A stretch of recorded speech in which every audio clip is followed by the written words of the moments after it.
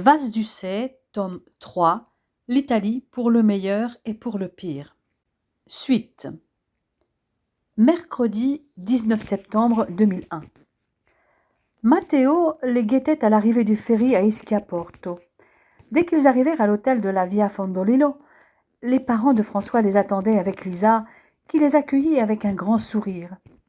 Elle tendit les bras à son père, qui l'attrapa pour un gros câlin, tout en tenant sa femme enlacée.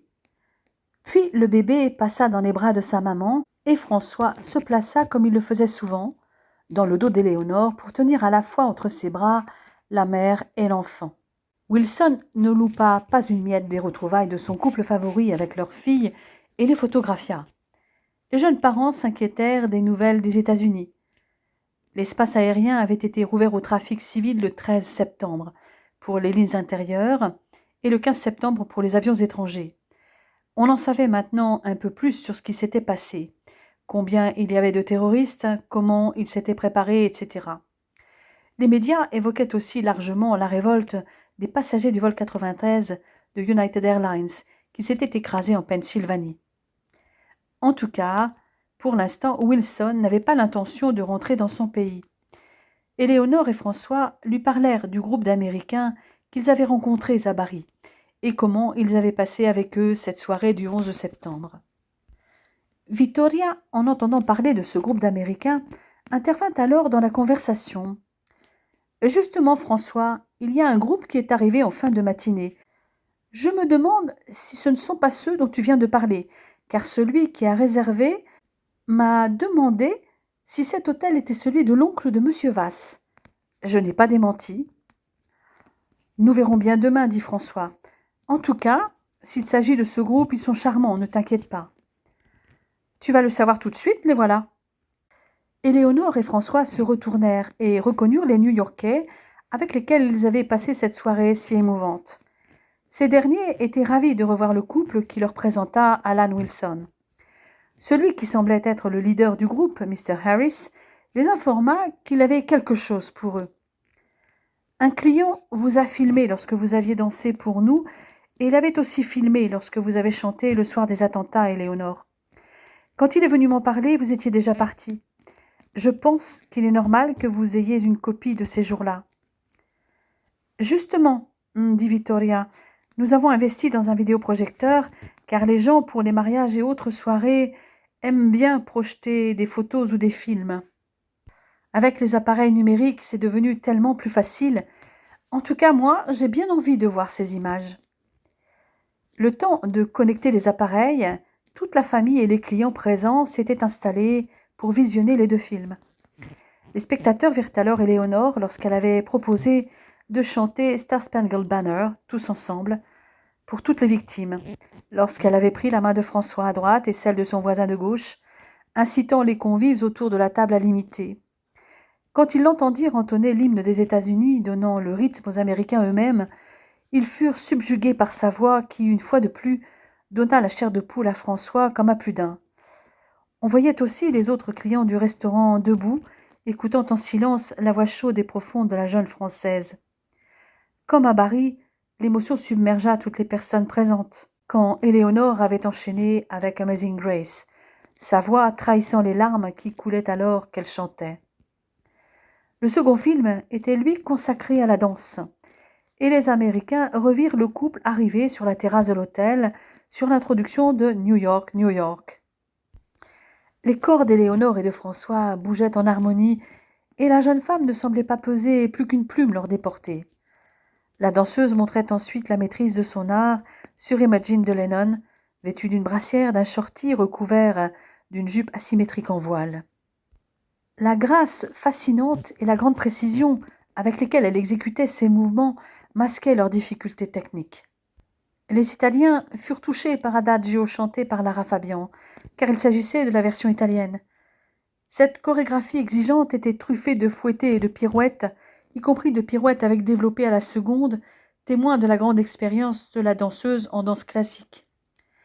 Quand l'introduction de You and I résonna, la plupart des spectateurs présents, tels la famille et les habitués de l'hôtel, savaient ce qui allait se passer, car tous avaient déjà vu Éléonore la danser.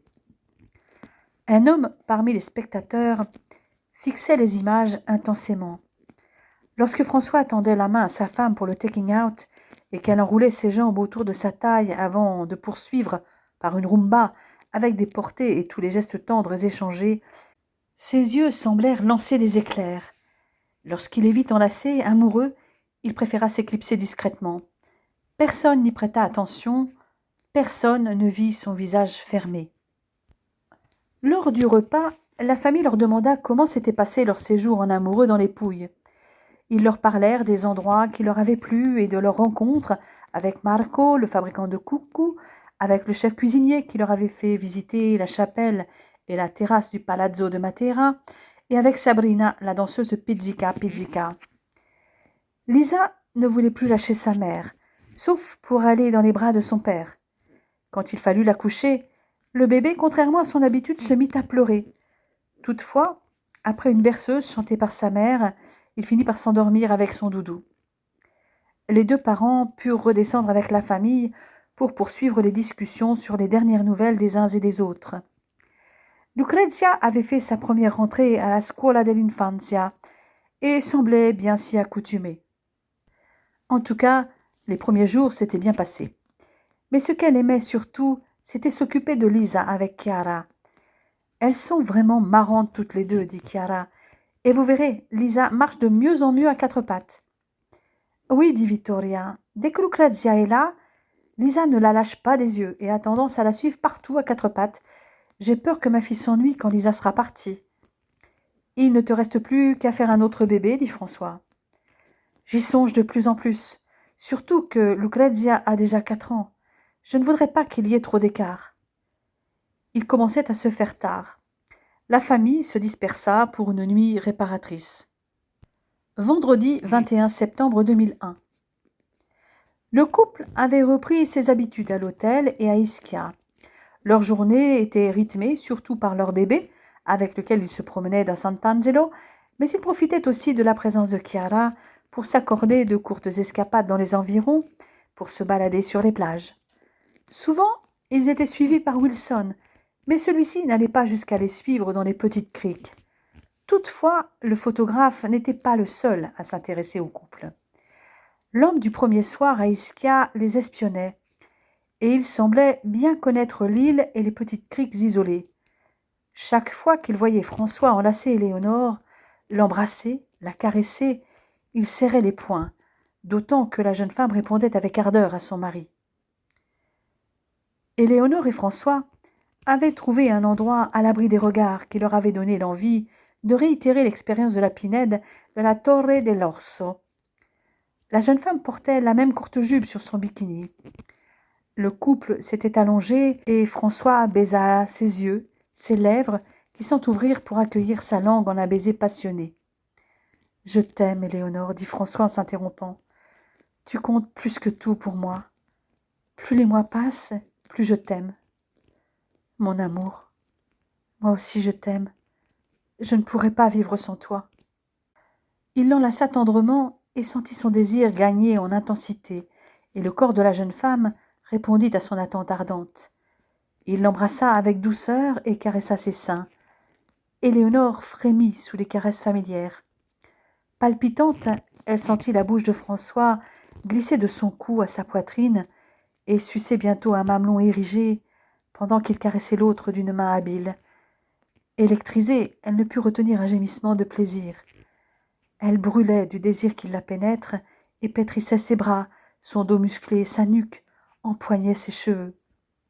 Il l'embrassa de nouveau, sa langue fouillant sa bouche, la faisant frissonner. Il la couvrit de baisers en caressant les mamelons érigés avant de la serrer dans ses bras.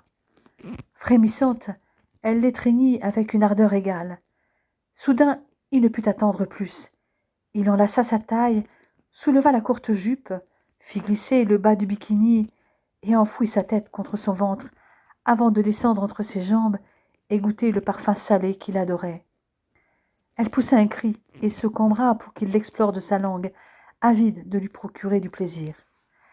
Le membre turgescent de François se tendit, prêt à éclater. Il aurait voulu attendre, faire durer le plaisir, mais Éléonore, haletante, l'implora de venir en elle. Il la pénétra alors jusqu'au plus profond de son intimité, et il se sentit enserré avec force par les lèvres chaudes et humides de son sexe. C'était son Éléonore, parfaitement faite pour lui comme il était pour elle. Il se retira et, sentant son impatience, plongea de nouveau en elle en imprimant un long mouvement de va-et-vient. Bientôt, ils furent prêts, tous les deux, et il accéléra ses mouvements, lui arrachant des cris de jouissance, pendant qu'une lame de fond les emportait, les laissant à bout de souffle mais comblés. François resta quelques instants allongé sur Éléonore, puis il roula ensuite sur le côté et s'assit en tailleur. Éléonore vint se placer à genoux face à lui, un sourire alangui sur ses lèvres sensuelles. Il l'embrassa. Leurs langues se cherchèrent avec douceur et volupté, faisant renaître le désir chez la jeune femme. Devant la réaction de sa compagne, François s'embrasa de nouveau. Ils se regardèrent dans les yeux, ce qui intensifiait systématiquement la soif qu'ils avaient l'un de l'autre. Éléonore se rapprocha de François, s'assit entre ses jambes en roulant les siennes autour de sa taille et chercha de nouveau ses lèvres. Elle contemplait avec amour le visage de son mari, dont la beauté la bouleversait toujours. Ses doigts effleuraient son torse et son ventre musclé. Elle prit entre ses mains son sexe déjà dressé, le faisant gémir de plaisir. Sa courte jupe cachait les parties intimes de leur corps qui s'attiraient irrésistiblement. Sentant le désir de François s'intensifier, elle se souleva et laissa lentement le membre viril gonflé de sang s'enfoncer en elle. Elle imprima un mouvement de va-et-vient, ajustant la progression de son plaisir sur le sien, surveillant l'effet de ses mouvements de bassin sur le visage de l'homme de sa vie. Éléonore se cambra sous l'effet de la jouissance. François la contemplait à ce moment précis, noyé dans ses yeux émeraudes, et cria son nom au moment de l'orgasme. Accrochés l'un à l'autre, leurs regards restaient rivés l'un sur l'autre, et ils restèrent connectés un long moment avant que leurs corps se séparent. Éléonore remit le bas de son bikini et enleva sa jupe pour aller se jeter à l'eau, suivie de près par François. L'homme, dissimulé dans les anfractuosités des rochers, avait observé leurs ébats, les dents serrées. Il s'était imaginé à la place de François, caressant le corps parfait de cette femme sublime. Il voulait la posséder, mais elle était manifestement très amoureuse de son mari. Un amour partagé comme il n'en avait jamais vu. Les regards qu'ils échangeaient ne mentaient pas, et ça le rendait fou de rage. Il resta caché à les observer, jusqu'à ce qu'ils repartent vers le village, enlacés. Dimanche 23 septembre 2001. L'emploi du temps du couple à Ischia était aussi rythmé par la musique et la danse. Ils avaient repris leur petit concert d'après-dîner, avec François comme pianiste et Éléonore comme chanteuse. Le matin, après leur séance de yoga et de méditation en couple, Éléonore avait établi un planning de cours d'initiation aux danses de salon. La jeune danseuse avait été sollicitée par les Américains pour ce genre d'activité et avait aussi proposé des cours de danse tahitienne, leur arguant que cela pouvait leur servir s'ils allaient à Hawaï un jour et pourquoi pas à Tahiti. François était donc aussi sollicité pour la danse de salon, car comment montrer les pas de base sans son partenaire préféré?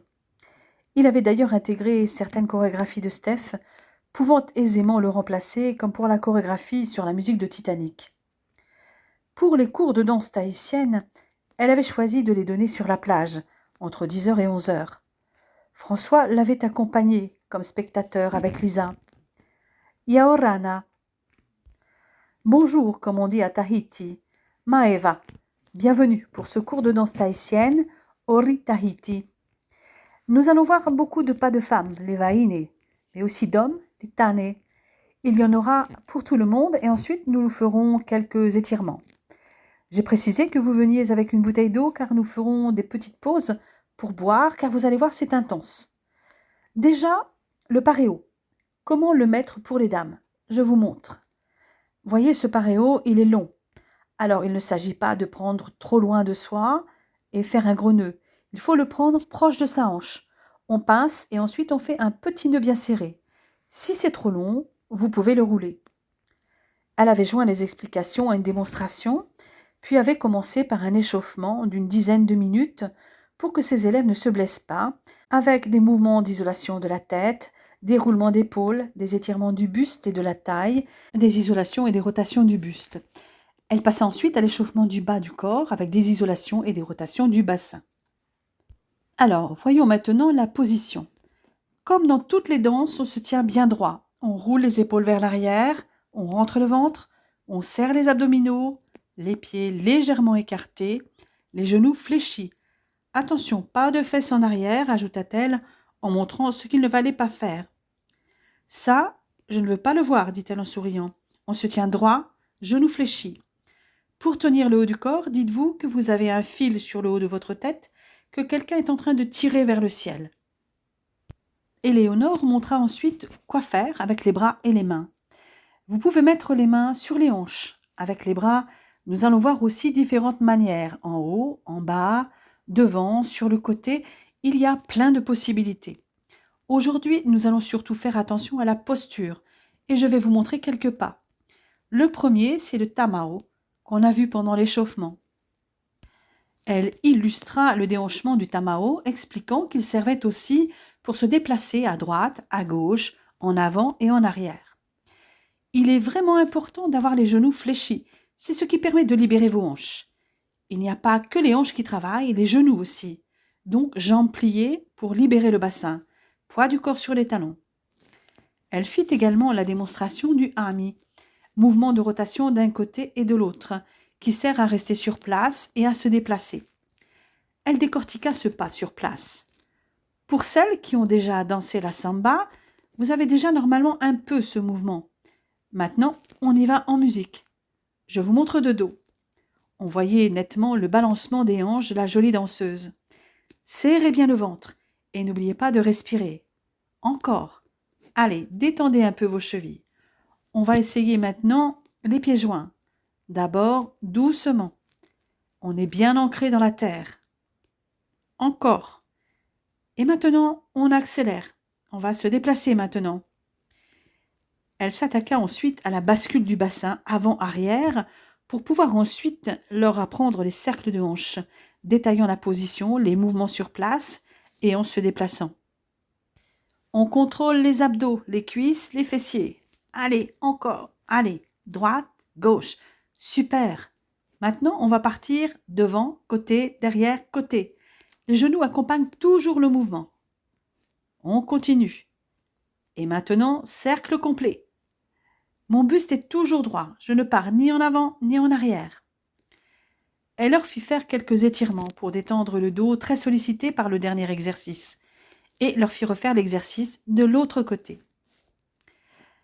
Magnifique. Buvez un coup.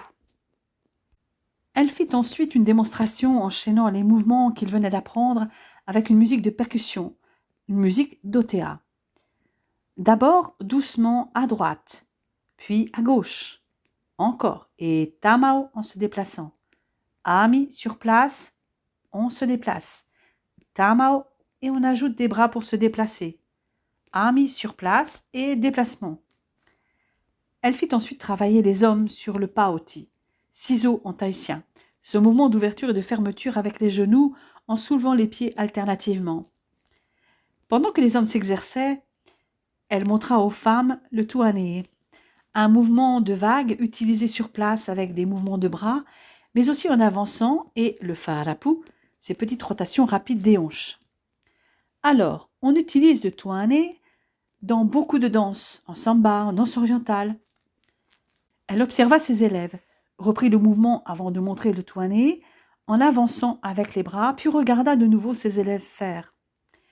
Elle fit ensuite une démonstration du farapu, roulement rapide du bassin dans un seul sens, droite ou gauche, avec l'accent du mouvement dans le ventre, mais elle le montra sur une musique d'OTA, d'abord au ralenti, puis de plus en plus vite.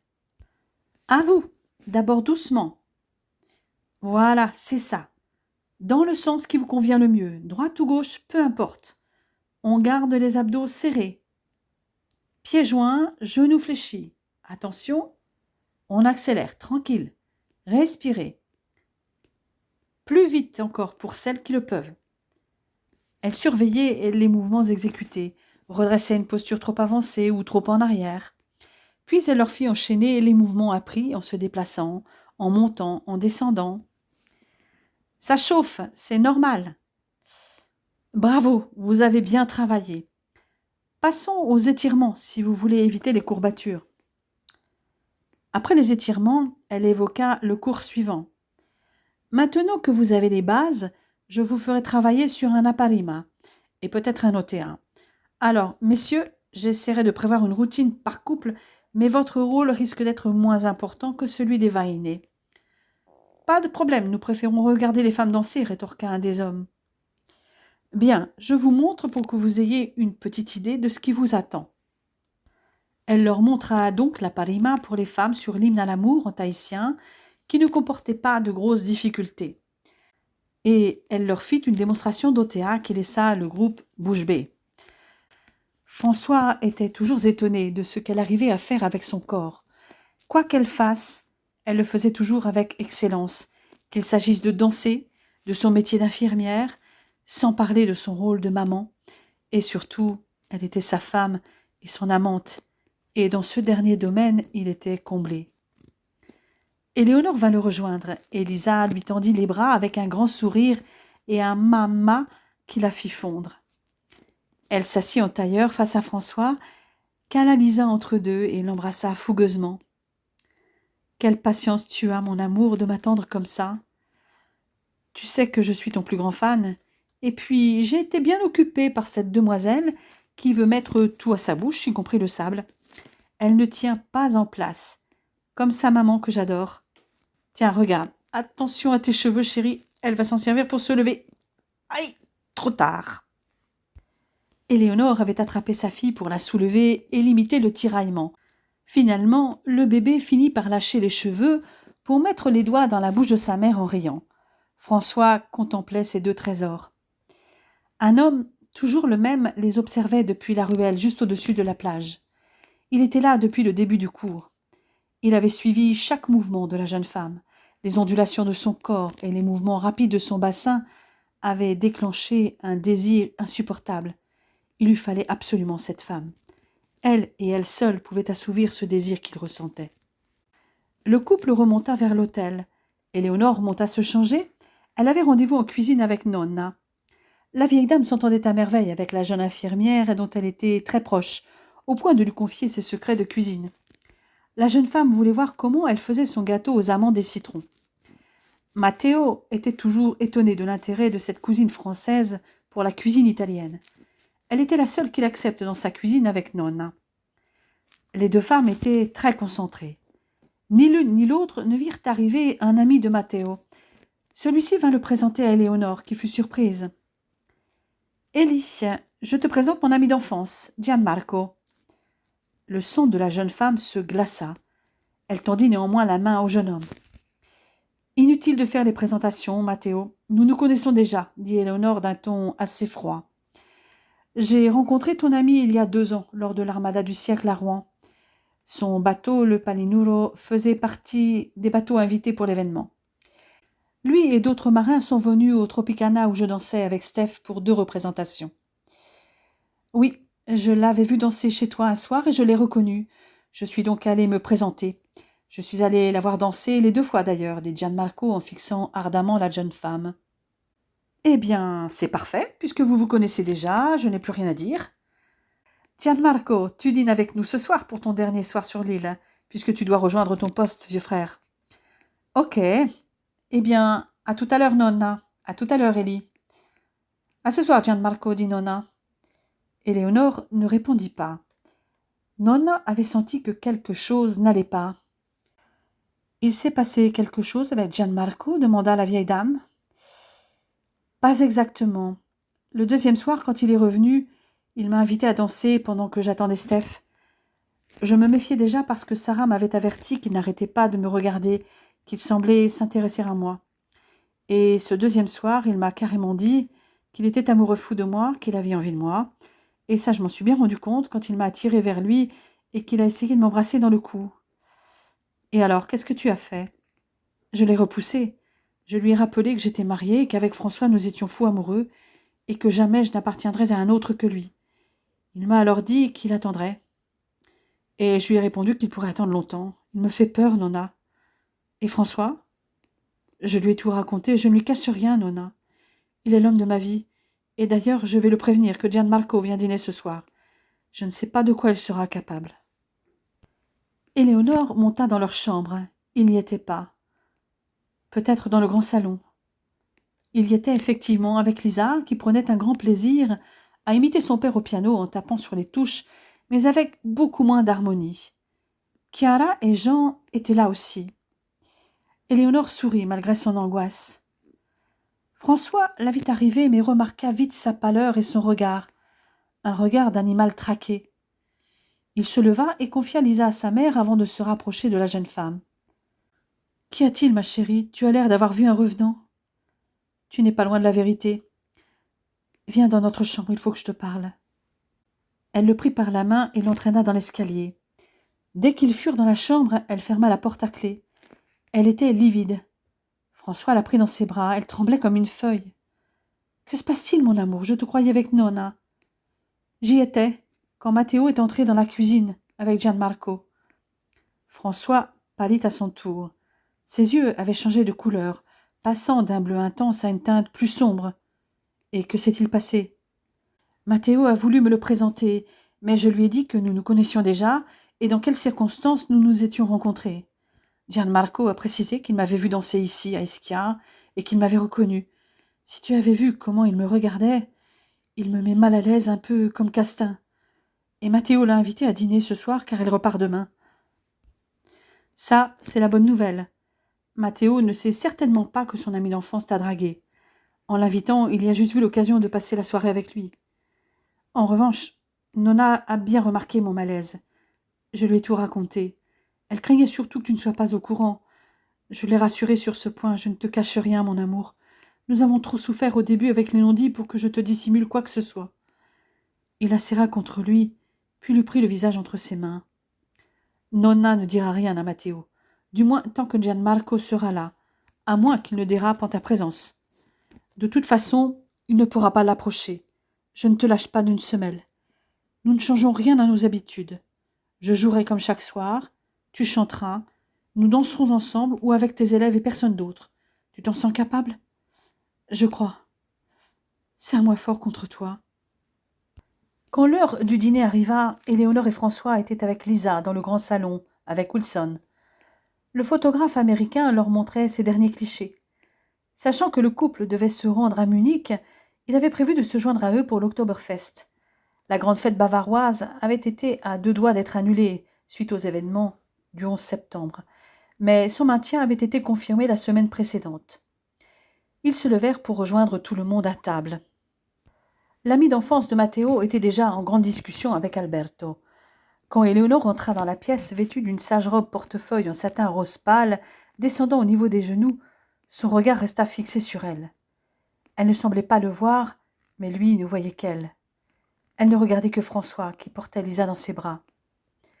Pour l'installation à table, Nonna manœuvra habilement pour que Gianmarco soit placé juste à côté d'elle et à côté de son ami d'enfance. Éléonore était à l'autre bout de la table, entre François à sa droite et Alan Wilson à sa gauche. La vieille dame fit un clin d'œil entendu à son petit-fils et à son épouse. Gianmarco pouvait voir Éléonore, mais François le voyait très bien aussi, et il le regarda sans aménité. Le couple, de toute façon, préféra s'entretenir avec Wilson, Chiara et Vittoria de Munich et de l'Oktoberfest. Éléonore s'éclipsa un moment avec François pour aller coucher Lisa. Lorsqu'ils revinrent, François serrait Éléonore contre lui si étroitement que Matteo ne put s'empêcher de se moquer de son cousin. « Tu sais que tu peux la lâcher, personne ne va te la voler ce soir. »« On ne sait jamais, » répondit François en regardant ostensiblement Gianmarco. « Et j'aime être contre lui, » répliqua Éléonore, qui prit le visage de son mari pour l'embrasser fougueusement. « Ah non, vous n'allez pas faire ça à table, les lapinous, » dit Matteo hilar. Il se pencha vers Gianmarco pour lui expliquer la signification de leur surnom. Et pour une fois, François et Éléonore étaient ravis de cette révélation sur leur sexualité très active et épanouie. En revanche, le visage du meilleur ami de Matteo s'était fermé. Après le dîner vite expédié, Éléonore et François, ainsi que la plupart des convives, se rendirent dans le grand salon comme ils en avaient pris l'habitude à chaque fois que le couple était à Ischia. François se mit au piano et Éléonore chanta les chansons que leur demandaient les personnes présentes pendant environ 1 heure. Le groupe des Américains était le plus important et Éléonore chanta donc quelques standards américains, souvent accompagnés par des membres du groupe. Elle demanda cependant à François de jouer l'hymne à l'amour. La jeune femme la chanta sans cesser de regarder l'homme de sa vie, et son interprétation tira les larmes à Nonna et Chiara en particulier. Les New-Yorkais leur demandèrent ensuite de danser. Comme ils avaient vu en cours la valse, la rumba et la salsa, Éléonore mit en route d'abord une valse avec Ti Amo, qu'elle dansa avec François, et comme à chaque fois l'émotion les saisit avant le dernier porté, le hug spin, et ils enchaînèrent avec la rumba sur From This Moment, puis un cha-cha-cha sur Smooth de Santana. Ils dansèrent comme prévu avec les clients qui suivaient les cours de danse de salon. Éléonore proposa à ses élèves une démonstration sur le titre de Titanic. Elle alla mettre ses pointes et une robe plus adaptée avant de s'installer pour l'introduction. Les membres de la famille, qui savaient que la jeune femme dansait d'habitude cette chorégraphie avec Steph, se demandèrent comment François allait gérer. Les 2 premiers portés, des hip lift turns, ne posaient pas de problème, mais il y avait le porté de Dirty Dancing. Quand ils virent Éléonore s'élancer, ils retinrent leur souffle. Ils furent rassurés par la maîtrise du Bluebird, enchaîné avec les autres portés tout aussi bien réalisés. Restait le porté suivant, un Cartwheel Lift to Attitude, et le fameux porté d'une seule main fut maîtrisé, comme tous les autres, jusqu'à la figure de proue et la pose finale. Steph n'aurait pas mieux fait. Les 2 danseurs finirent enlacés, n'en finissant plus de s'embrasser, sans s'occuper de ce qui se passait autour d'eux. C'est la musique de I Wanna Dance With Somebody qui les sortit de leur bulle. Éléonore enleva rapidement ses pointes pour remettre ses chaussures de danse de salon pour un cha-cha-cha endiablé où ils se laissèrent emporter avec un cartwheel to shoulder sit opposite, pour lequel Éléonore, à partir d'une roue, se retrouva assise sur l'épaule de son partenaire et en redescendit en glissant sur son dos. Ils dansèrent ensuite avec d'autres partenaires. Quand Matteo mit Sarapel che ti amo, ils démontrèrent à leurs élèves qu'on pouvait danser un tango sur cette musique, tout comme on pouvait danser une samba sur Don't Leave Me This Way ou Vogue. Il suffisait de se laisser porter par la musique. Il était près de minuit et le couple s'accorda une dernière danse sur un titre qu'avait demandé François. She par Elvis Costello, une énième déclaration d'amour à Éléonore. Et lors de cette valse, leur amour une fois de plus crevait les yeux. C'était plus que n'en pouvait supporter Gianmarco, qui prit congé de Matteo et partit précipitamment. Samedi 29 septembre 2001. Le séjour à Ischia se terminait. La semaine qui avait suivi le dîner auquel Matteo avait invité son ami d'enfance avait filé à toute vitesse. Éléonore respirait mieux depuis qu'elle savait Gianmarco parti pour une nouvelle campagne de mission de formation du Palinuro. L'obsession qu'il semblait avoir pour elle l'oppressait, et elle n'était pas la seule à ressentir ce poids. François aussi préférait le savoir loin. Il savait leur amour solide, mais par 2 fois Éléonore avait été en danger, et il ne voulait pas que cela se reproduise. Elle représentait tout pour lui. Il ne supporterait pas qu'il lui arrive quoi que ce soit. François et Éléonore avaient discuté avec Nonna du problème que pouvait encore poser le meilleur ami de Matteo dans l'avenir. Devait-il lui parler de l'obsession de Gianmarco pour Éléonore ou non? Le couple ne venait qu'une fois par an à Ischia et ne voulait pas que Matteo se sente obligé de rompre toute relation avec son ami. Ils décidèrent de se taire. Le groupe d'Américains était reparti 2 jours auparavant. Le couple était invité à venir les voir à New York dès qu'il le souhaiterait. L'hôtel avait retrouvé un certain calme. Il n'était plein qu'à 75% et il y aurait encore du monde jusqu'à la fin octobre, mais ensuite ce serait la période creuse.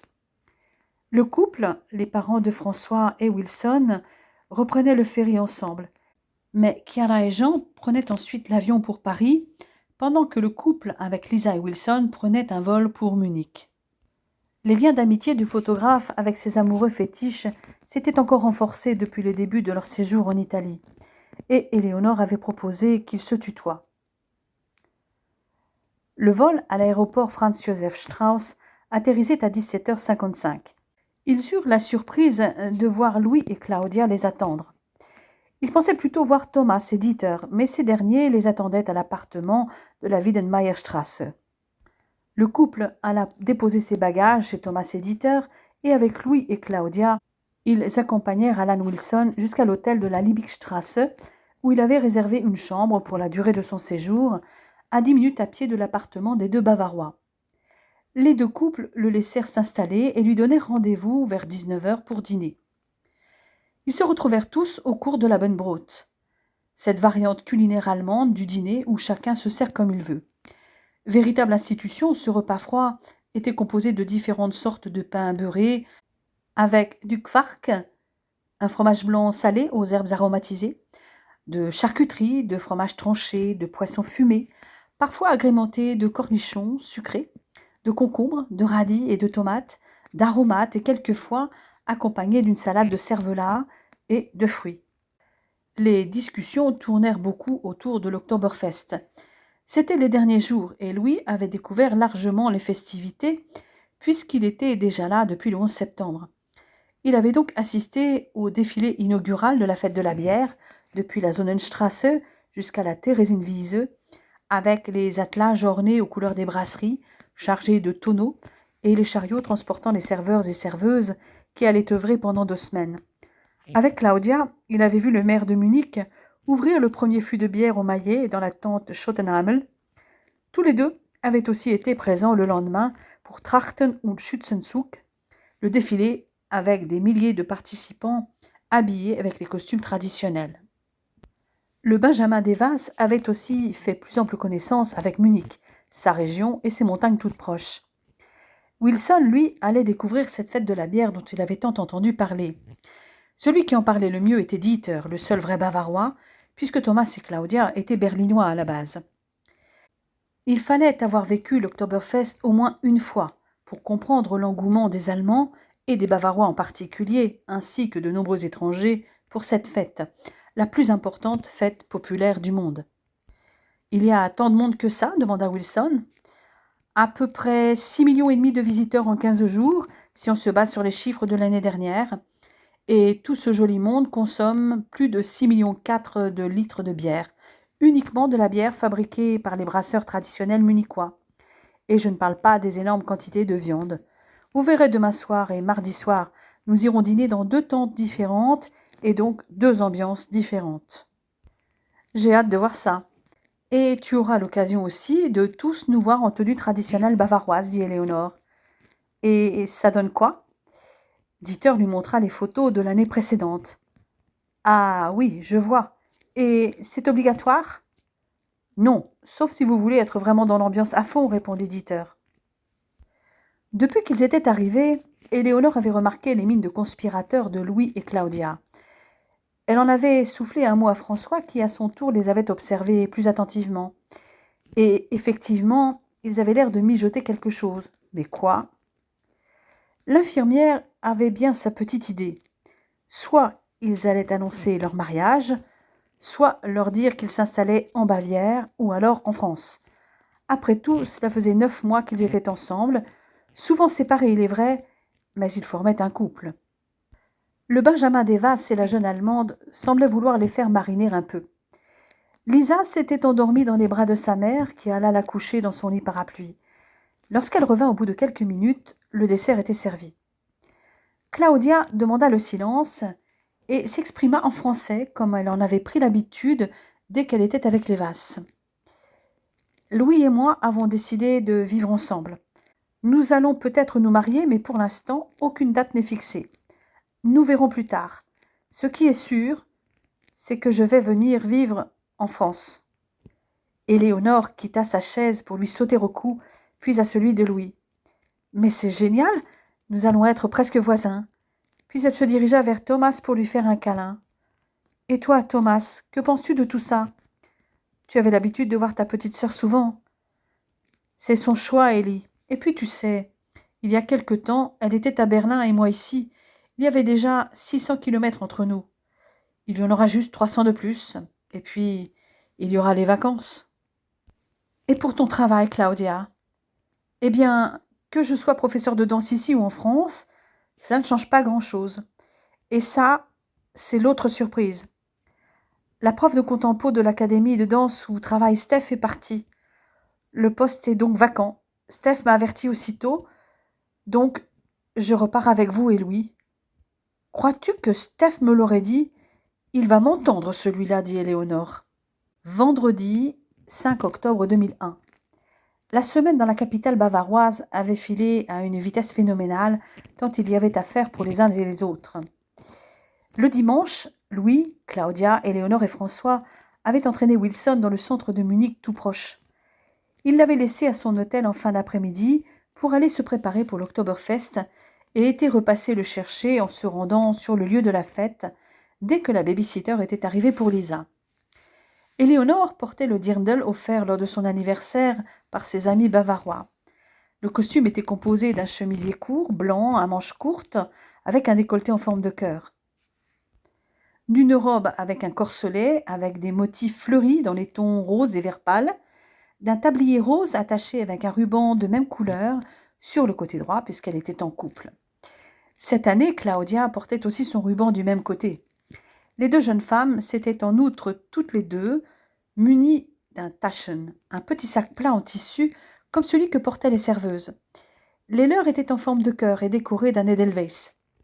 La jeune maman avait tressé ses cheveux de manière à donner l'illusion d'une couronne dans laquelle elle avait glissé des fleurs, et le reste des cheveux était ramassé en un chignon flou asymétrique. Comme Dieter et Thomas, François et Louis portaient un plâtre rose, le pantalon en peau arrivant en dessous du genou plutôt que le lederhose s'arrêtant au-dessus du genou. Leur tenue était complétée des bretelles sur une chemise à carreaux, d'une veste courte, des chaussettes de laine épaisse et du Trachtenhut, chapeau de feutre traditionnel à bords larges et à bout légèrement pointu, à la base cerclée d'une bande de tissu à laquelle était attachée une plume. Ils avaient fait faire à Wilson un tour de la fête foraine géante, en marge des tentes à bière, pour voir les douzaines d'attractions familiales ou foraines les plus grandes et spectaculaires du monde. Montagnes russes, tours de chute, grandes roues ou chaises volantes, mais aussi spectacles de magie, jeux de force et des dizaines de boutiques où acquérir des souvenirs. Les lieux de restauration, en dehors des tentes, servaient des bretzels géants et d'autres spécialités allemandes, comme les saucisses ou le Leberkäse, le pain de viande bavarois. Le photographe avait pris des clichés de ses modèles favoris et aussi de l'autre couple, Louis et Claudia, aussi bien assortis au milieu des différentes attractions de la fête. Le groupe s'était rendu dans la Hofbräu-Festzelt, la deuxième plus grande tente de la fête, avec son décor de houblon et sa mascotte officielle, un ange au visage rouge suspendu au milieu de la tente et prénommé Aloysius. L'ambiance y était assez bouillonnante à cause du grand nombre de touristes internationaux. Les Franco-Bavarois avaient fait sensation en arrivant. Seul le photographe américain n'avait pas revêtu la tenue traditionnelle. Comme l'année précédente, Dieter avait réservé leur place sur une des tables de 10. Les convives avaient fait leur choix entre le Wieshändel ou poulet grillé, le Schweinhaxe ou jarret de porc et la Weisswurst ou saucisse blanche avec de la bière Hofbräu München, que cette fois Éléonore avait pu boire. Ils avaient beaucoup chanté l'emblématique Ein Prosit der Gemütlichkeit, répété tous les quarts d'heure, se levant pour trinquer, entrechoquant les chopes d'un litre. Même Wilson s'était mis dans l'ambiance entre deux photos. Ce dernier avait assisté ébahi au jeté de soutien-gorge et autres objets sur l'ange Aloysius, et n'avait pas manqué de prendre quelques clichés. Il n'avait pas omis non plus de photographier le lever de chope, avec des serveuses qui arrivaient à emporter jusqu'à 16 en même temps, et de ce fait devenues des attractions vivantes. Le mardi soir, il s'était rendu dans la Festzelt Tradition, une grande tente de la Oedewiesen, le deuxième festival dans la partie sud de la Theresienwiese, avec de la musique traditionnelle et une piste de danse. Le groupe de séduisants jeunes gens avait été remarqué en arrivant en tenue traditionnelle. La Festzelt Tradition était la tente la plus bavaroise de toutes, et la préférée du groupe d'amis. L'ambiance qui y régnait, plus familiale, calme et décontractée, leur convenait mieux. Des groupes folkloriques y montraient des danses traditionnelles, du Goss-Schneuzen, c'est-à-dire des claquements de fouet en rythme, et la bière y était servie dans des chopes en pierre. Les menus y étaient aussi très variés, adaptés à tous les goûts. Cette tente montrait surtout un bel échantillon de la culture bavaroise, avec notamment les danses sous la direction d'un maître de danse. Wilson avait retrouvé dans la Gosselschneuten le whip-cracking, usité pendant les rodéos aux États-Unis. En Bavière, les whip-snappers utilisaient ces claquements de fouet comme un sport, mais aussi dans les concerts, au sein de groupes comprenant des instruments de musique conventionnels. Les autres jours avaient été mis à profit pour poursuivre la visite de Munich et de sa région. Wilson avait insisté pour qu'Éléonore et François l'accompagnent pour visiter les châteaux de Neuschwanstein et de Linderhof, ainsi que pour voir le lac de Starnberg et l'époustouflant panorama sur les Alpes. Pour la visite des châteaux, il avait réservé des billets VIP, ce qui leur avait laissé le temps de se promener dans Linderhof et de profiter du paysage, de visiter Neuschwanstein et de prendre des photos sur le célèbre point de vue depuis le Marienbrücke. En fait, Wilson voulait les photographier, eux, avec les monuments et les sites grandioses les plus connus de Bavière. Il avait notamment saisi le moment où Éléonore dévorait des yeux les montagnes blotties dans les bras de François au bord du lac de Starnberg, appelé aussi la baignoire de Munich. L'Américain avait également réalisé de beaux clichés d'eux dans l'Englischer Garten, lors d'une de leurs promenades avec leur bébé. Ce vendredi, Éléonore avait voulu accompagner Claudia pour son dernier cours à l'école de danse. François, avec Lisa et Louis, étaient venus également. La jeune maman avait eu l'idée de 2 chorégraphies et elle les avait évoquées avec la professeure de danse contemporaine. Les élèves qui étaient déjà là l'année précédente reconnurent Éléonore et François. Claudia leur présenta Louis et, pour son dernier cours, elle laissa la main à Éléonore. Celle-ci avait cette fois prévu une tenue de danse. François sentit un frisson le parcourir quand elle enleva son jean et son t-shirt pour se retrouver seulement vêtue d'une culotte de danse violette haute et échancrée et un haut court à manches courtes et décolleté dans le dos de la même couleur. La tenue mettait en valeur sa plastique parfaite et il sentit son désir monter. Heureusement, il était assis en tailleur par terre avec Lisa. Éléonore annonça aux élèves qu'elle allait leur proposer de choisir entre 2 chorégraphies avec des musiques différentes. Le cours serait axé sur la variation qu'elles auraient choisie avec une routine extraite de la chorégraphie, car il était impossible d'apprendre toute une chorégraphie en 1h30. Avant toute chose, elle commença par l'échauffement, puis elle fit la démonstration des 2 danses. La première était sur Fallin' d'Alicia Keys et la seconde sur Can't Get You Out of My Head de Kylie Minogue. 2 styles complètement différents. La première avec beaucoup de techniques, des développés à la seconde, des grands jetés et des pirouettes. La seconde, moins technique, rapide et très sensuelle, et surtout un titre très récent joué dans toutes les discothèques. Sans surprise, les élèves choisirent la seconde. Éléonore s'en était doutée, bien qu'elle, personnellement, préfère la première. Elle travailla donc la routine sur Kylie avec les élèves pour lesquels cette chorégraphie était un changement par rapport aux contemporains. Cette routine n'était qu'une partie de la chorégraphie entière, mais correspondait à un couplet et le refrain de la chanson. Aux élèves de répéter ensuite la routine plusieurs fois. François préférait aussi la première chorégraphie, mais sur la seconde, sa femme était si sensuelle qu'elle le faisait complètement craquer, d'autant que du fond de la salle où il était, il voyait son regard croiser le sien dans le miroir. En fin de cours, Éléonore fit s'étirer les élèves et leur proposa une courte relaxation. Mais Claudia retint ses élèves encore un peu. Elle leur avait prévu des boissons et de quoi manger, mais avant toute chose, elle sollicita François. « Éléonore m'a dit que tu étais très au point sur la chorégraphie de Titanic. J'aimerais bien que tu danses avec Éléonore pour me faire plaisir et pour mes élèves. S'il te plaît. » C'est demandé si gentiment. « Va pour Titanic. J'espère que je ne vais pas sombrer. Pour la peine, je te confie ta nièce. » Éléonore était en train de mettre ses pointes. Des parents commençaient à arriver. Claudia les avait prévenus que son dernier cours serait un peu particulier. Éléonore se mit en place. La musique commença et François fit son entrée.